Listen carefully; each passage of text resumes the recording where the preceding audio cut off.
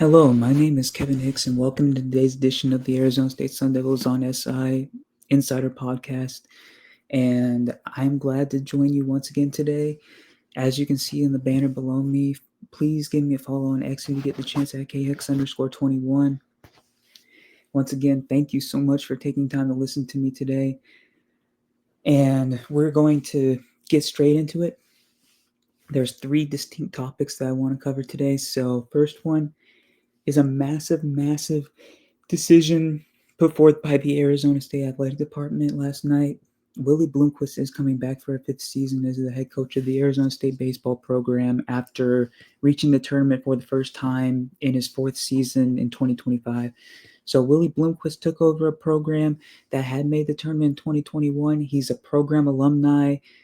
There was thinking much in the same vein of Kenny Dillingham that bringing an alumni that has a lot of passion for the program in would do it very well, especially for a historically great program such as Sun Devil Baseball, who, as you may know, has produced players such as Dustin Pedroia, such as Reggie Jackson, such as Barry Bonds, such as Merrill Kelly. There are a lot of great Sun Devil Baseball alum.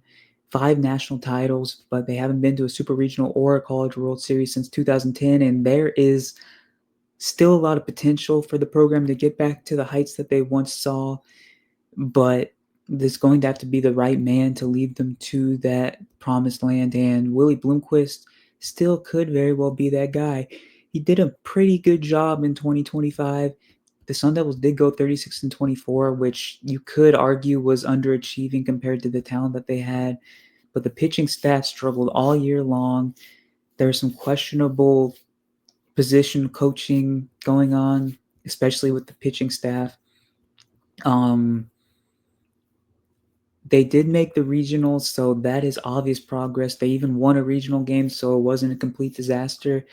And looks like next year, Willie Bloomquist is going to receive a full assortment of scholarships for his team. He's likely to bring back the top player from this year's team, Isaiah Jackson, who hit 18 home runs and accounted for an OPS of over 1,000 in the 2025 season. So it looks like things are on the upswing for the Sun Devil baseball program, but we'll just have to wait and see what Bloomquist does in his last year of his contract, because if there's not marked improvement, there's a very strong chance that there is a new head coach leading the program in 2027. All right. So the second thing I wanted to talk about was Arizona State legend Jeff Ayers being selected to the Arizona State Hall of Fame in the 50th rendition of the Hall of Fame. He announced to Arizona State media on Wednesday that he had been called by athletic director Graham Rossini, and he is officially being invited, and it's well deserved.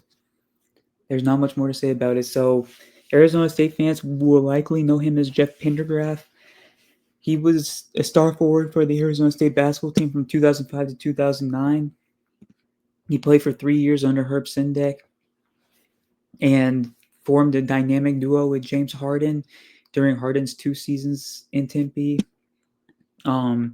He averaged 12.3 points per game and 7.4 rebounds per game across those 4 seasons. He's a 1,000-point scorer in Sun Devil history. He averaged 14 points and 8 rebounds a game in his senior season when Arizona State made it to the second round of the NCAA tournament. He ended up having a 6-year NBA career. He was picked 31st in the same draft that Harden was picked number 3. And ever since the 2016 NBA season concluded, he has largely been playing overseas.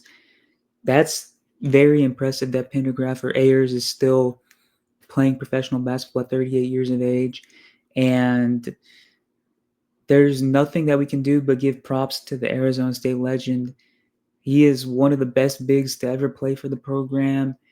He served as a bright spot during those years of Herb Sendek when there was a lot of mediocrity outside the years with James Harden, and just a great Sun Devil all around. Congrats to Jeff Ayers. Well deserved. And we'll see you in the Hall of Fame by the end of the year.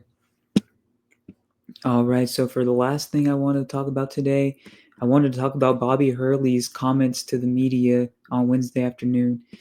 He was talking about the modern landscape of college basketball, how he has to navigate it now, and what he's looking for in terms of building a competitive roster for the Sun Devils this upcoming season, which happens to be the last year of his contract. So, more or less paraphrasing what he said, he's basically beyond the point of being hurt by players entering the transfer portal and leaving. He understands that the transfer portal era, the NIL era, that's all a business.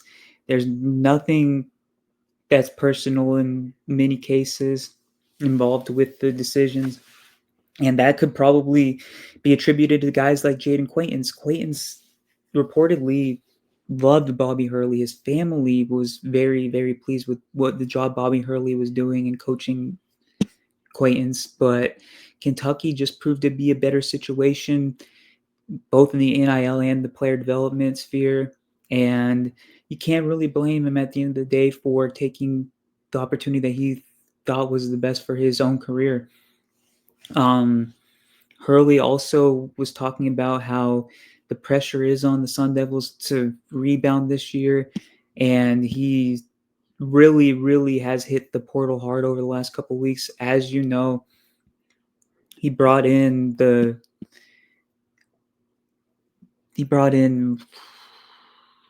Marcus Adams Jr., the forward from Cal State Northridge, a former four-star recruit in the 2023 class, averaged 16 points a game last year. He brought in Mo Odom, the Pepperdine guard that looks to be the first pure point guard to play for the Sun Devil program, arguably since Trey Holder almost a decade ago. So that could signify a significant shift in the Sun Devils' philosophy this season.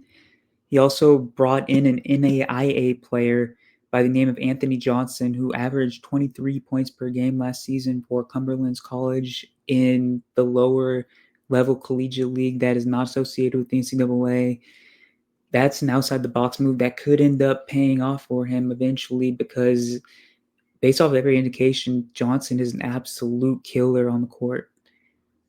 It's going to be interesting to see how things play out.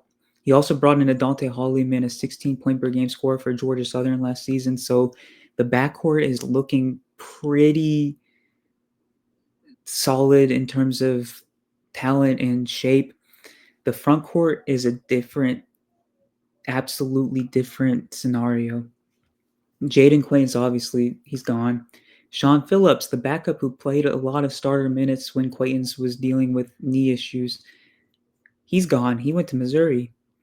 So now that is going to be of paramount importance because Adams Jr. is a wing. He is not a big, and they are going to have to find a rim protecting, rim running big to supplement the roster if they want to compete in the Big 12 against some of the best of the best. We all know Texas Tech made it to the Elite Eight. Kansas is a yearly threat, even though they had a down year this year. Houston nearly won the national title. Arizona, year by year, very good program. Sun Devil fans know that, whether you like it or not. Baylor is a threat year by year. There are just so many quality programs within the Big 12, and the pressure is absolutely on Bobby Hurley to continue to build a roster that can compete in the Big 12, defy expectations, and make it back to the NCAA tournament when nobody's expecting them to. Thank you so much for joining in today, taking 9 minutes out of your day to listen to me ramble. Once again, my name is Kevin Hicks, and I will be joining you every day from now on, giving you the most informative, most interactive Arizona State content. And once again, please follow me on X at KHicks_21. Thank you so much for coming in today. See you tomorrow.